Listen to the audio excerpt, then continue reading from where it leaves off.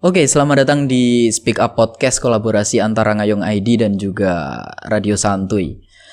Di kesempatan kali ini kita kedatangan tamu seorang pemuda lagi dari Desa Ngayung, seorang aktivis nggak sih, Sat? Biasa sih. Seorang aktivis dari Desa Ngayung, Mas Rosat. Kepiye kabar, Sat? Alhamdulillah baik. Aku suwe juga gak ketemu kamu. Mosok ya Mas Anam. Oke, lanjut ke pertanyaan ya. Nah, iki tentang kepemudaan dari Desa Ngayung.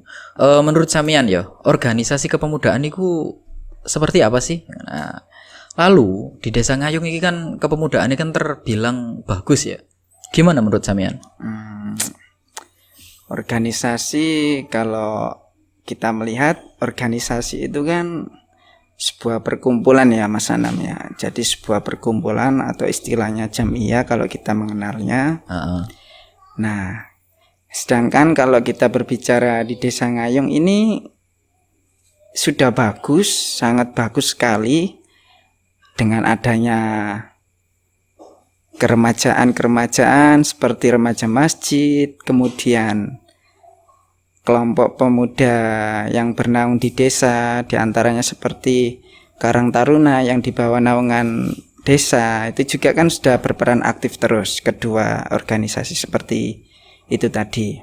Yang satu berfokus kepada sosial masyarakat, yang satunya lagi kan berfokus kepada keagamaan yang ada di desa. Jadi kalau saya bilang yang ada di Desa Ngayung ini sudah bagus, sudah menyesuaikan tugas dan fungsinya masing-masing. Tinggal bagaimana pemuda kita ikut berperan aktif di dalamnya. Itu saja sih kalau pandangan saya loh kalau tentang di desa ini. Iya sih, aku juga setuju banget bahwa Desa Ngayung ini pemudanya apik banget. Soalnya aku teko Ndingan kan. Oh iya. Nah, Ndingan niku saat orang pemudae. Apa aku mulai Ndingan iki pemudae mau aku tok. Usia sekitar aku iki, yes mau aku tok. Kalau aku mulai loh. Kalau aku gak mulai ya gak ono pemudae.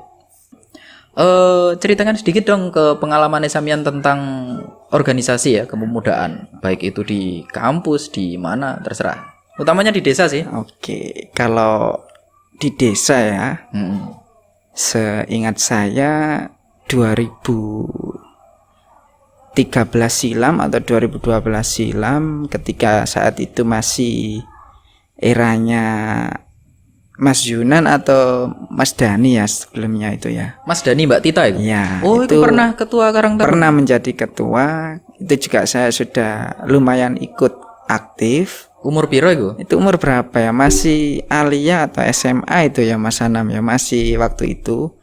Kemudian setelah itu ada reformasi. Itu di Karang Taruna ya kalau kita berbicara. Kemudian setelah itu di era kepemimpinannya Mbak Indah selama 1 periode saya juga ikut berperan aktif sebagai wakilnya, terutama pada waktu itu 1 periode sampai tahun 2014 sampai 17.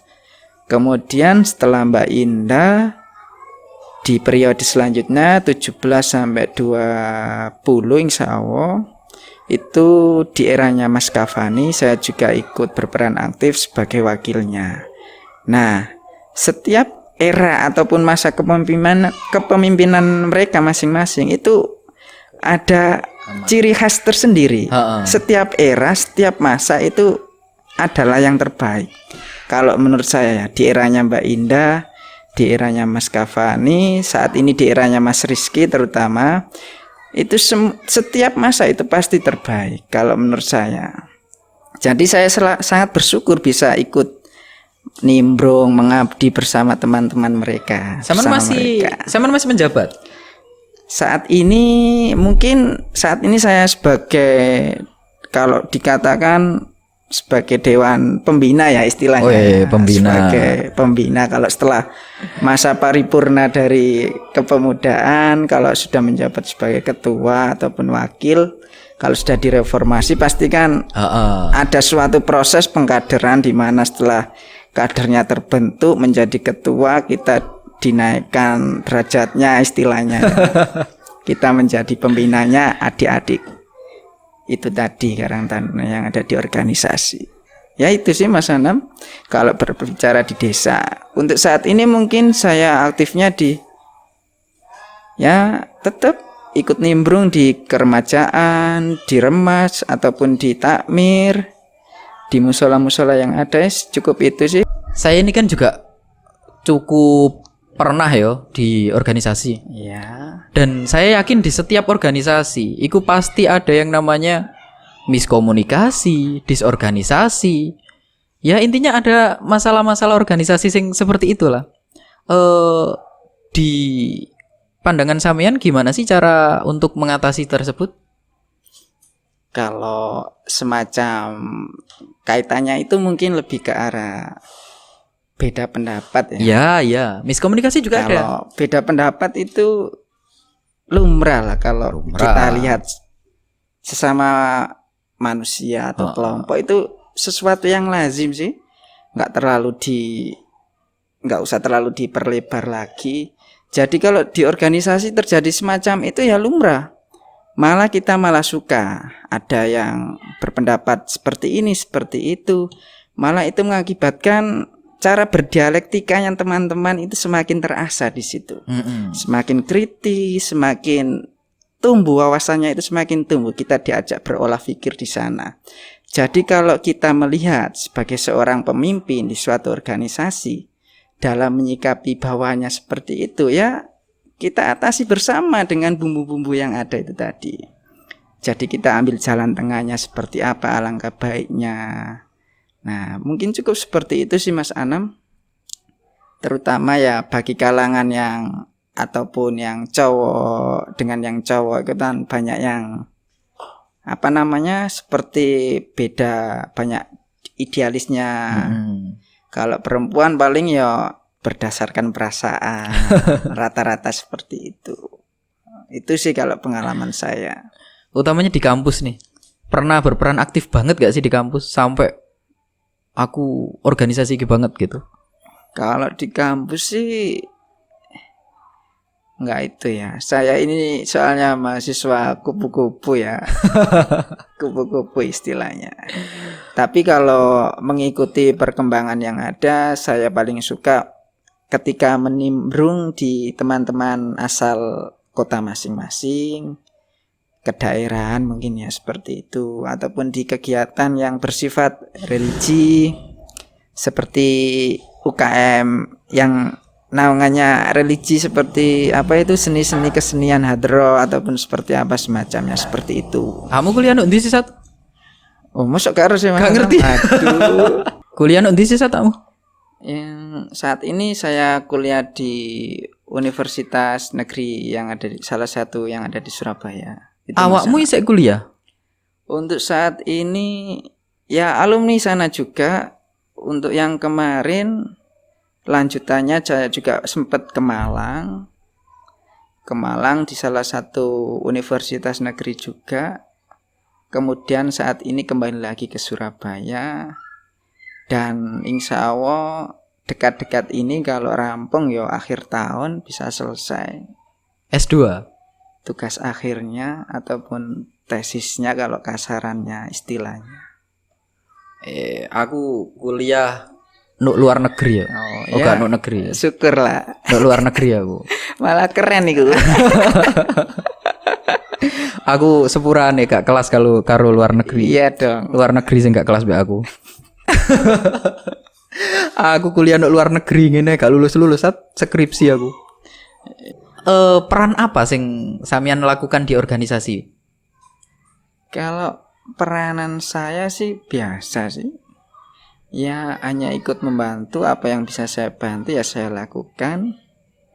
Karena saya juga orangnya suka aktif. Maksudnya aktif itu kalau disuruh ada kegiatan, ada tugas apa, tugas fungsi pokok apa yang harus saya lakukan, yo saya lakukan.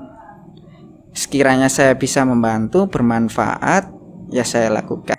Oke, jadi sesuai dengan prinsip hidup kita sebagai makhluk sosial ataupun yang biasanya sampean itu kan khairun nas anfa'uhum Anfa'uhum linnas. linnas. Jadi kan kita sebagai insan sosial, yang mana tujuan hidup kita juga sebagai saleh sosial.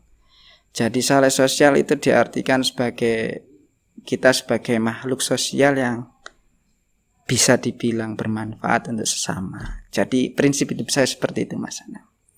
Makanya saya selalu meluangkan waktu kalau memang ada yang bisa saya lakukan, insya Allah saya akan lakukan. Itu sih. Ono pengalaman lucu nggak sih tentang organisasi? Pengalaman lucu mungkin hanya itu ya. Kalau di organisasi bersifat istilahnya Berkesan. Apa berkesan? sama lawan jenis ya. Mungkin itu Mas Anam. Kecil loh. Sama lawan jenis itu yang paling susah untuk dihindari, Mas Anam. Mungkin nggak hanya saya sih, semuanya kalau itu sih yang paling sangat berkesan itu sebenarnya. Pernah gak acara festival Banjari terus apa? Iya ya. Terus apa misal taruh rubuh atau apa ngono kayak nek. Itu sih ya teman-teman yang mengalami ya. Oh, kebetulan anakmu tuh Pak kuliah dah. Kebetulan saya waktu itu standby-nya di balai desa waktu festival. Jadi ada bagian ataupun seksi yang untuk konsumsi. Iya. Itu mengambil konsumsi ke Sekaran waktu itu, pulangnya kecemplung kali. Konsumsine berenang no kali. Jadi itu mungkin sebagai yo ada kesan yang kudu guyu kudu mangkel waya acara kok tambah seperti itu kan. Itu kan sebuah bisa dijadikan cerita saat ini, kenangan ya. Tapi itu seru gak sih? Seru ya. Seru sekali itu. Mungkin sampean juga waktu itu kan Mbak Indah yang mencuri ya. Mesti tahu Mbak Indah itu. Loh, Indah sing juri. Enggak, yang jadi juri loh waktu itu. Iya. Itu jajannya yang disuguh-suguhkan ke teman-teman kan kecemplung nok kali, bahkan ono sing sodok ono linet-linete sik disuguh. Dikano. Sepurane ya mari kecegur kari lho. Ya. Itu sebagai Bu.